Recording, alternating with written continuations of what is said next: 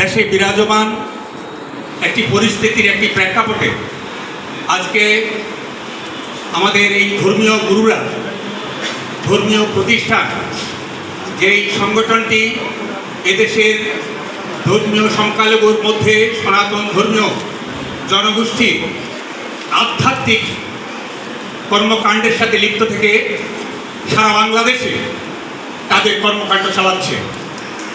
আমি দৃঢ়তার সাথে বলতে চাই, এমন একটি ঘটনা তাদের চলমান, তাদের দিনের পর দিন যে কর্মকাণ্ড তারা চালাচ্ছে, এটিতে কোনো সহিংসতা প্রমাণ কেউ দিতে পারবেন না। দেওয়ার মতো আমাদের নজরেও এমন কিছু কখনো আসেনি। আজকে এই প্রেক্ষাপটটি একটি ভয়াবহ অবস্থা তৈরি করেছে। প্রিয় সাংবাদিক বন্ধুগণ, আপনারা দেখেছেন সোশ্যাল মিডিয়ায় যেই ধরনের ভয়াবহ দৃশ্য দিয়ে ভিডিও বেরোচ্ছে। আমি জানি না বর্তমান সরকারের কোনো আইন প্রশাসনের কোনো তাদের যে কর্মকাণ্ডের আওতায় এটি পড়ে কিনা।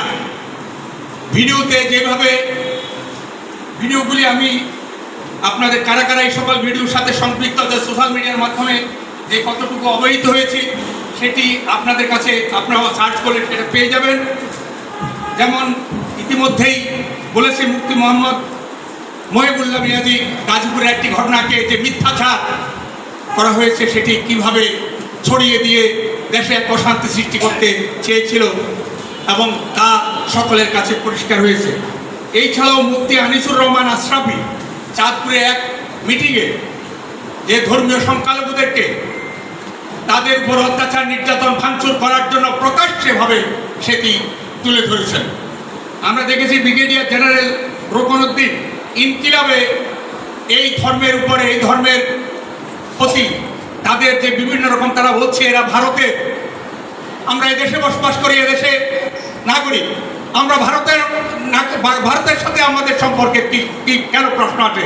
এই আমি জানি না সেই ব্রিগেডিয়ার কোন ধরনের ব্রিগেডিয়ার, তার এই ধরনের উদ্যত্ত যে আমাদের সাথে অন্য কারো আমি এখানে জন্মগ্রহণ করেছি, যুগের পর যুগ, বছরের পর বছর মহান স্বাধীনতা যুদ্ধে আমরা সেই সংগ্রামী স্বাধীনতা যুদ্ধে অংশগ্রহণ করে এদেশকে আমরা একটি স্বাধীন রাষ্ট্রে সকলের ঐক্যমতে দেশের বৃহত্তর জনগোষ্ঠী মুসলিম সম্প্রদায় সহ।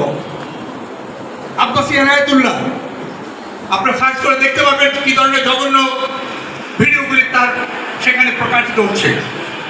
আতাউর রহমান বিক্রমপুরী যে ইতিমধ্যে যে কতল করার জন্য এই যে সরকারের নিলিপ্ততা, আমি আপনাদের অবহিতের জন্য জানাচ্ছি, কালকে আমি এগুলি এখানে গোয়েন্দা সংস্থার লোক রয়েছেন, তারা নিশ্চয়ই জানবেন এই ধরনের ঘটনা কখনো স্বাভাবিক ঘটনা নয়।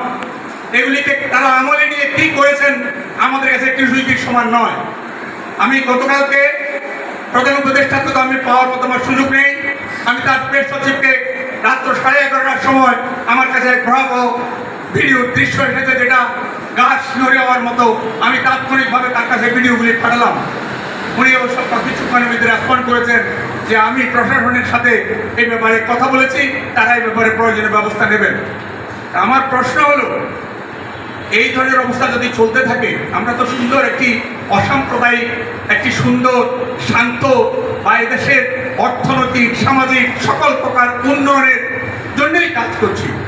আজকে আমরা একটি তথ্যচিত্র দেখেছি, আমি অবশ্যই কিছুক্ষণের সময় আপনাদের কাছে সেই চিত্রটি বলতে চাই যে গত বছরের এই বছরের এই জুন মাস পর্যন্ত সরকারের পট পরিবর্তনের প্রেক্ষাপটের পরবর্তীতে 2442টি ঘটনা ঘটেছে।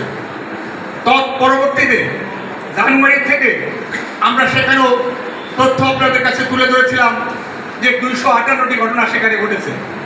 এটা 2442-এর মধ্যে অতি সম্প্রতি জুলাই থেকে অক্টোবর পর্যন্ত 19টি হত্যা হয়েছে। এই মাসে হত্যা হয়েছে 9টি।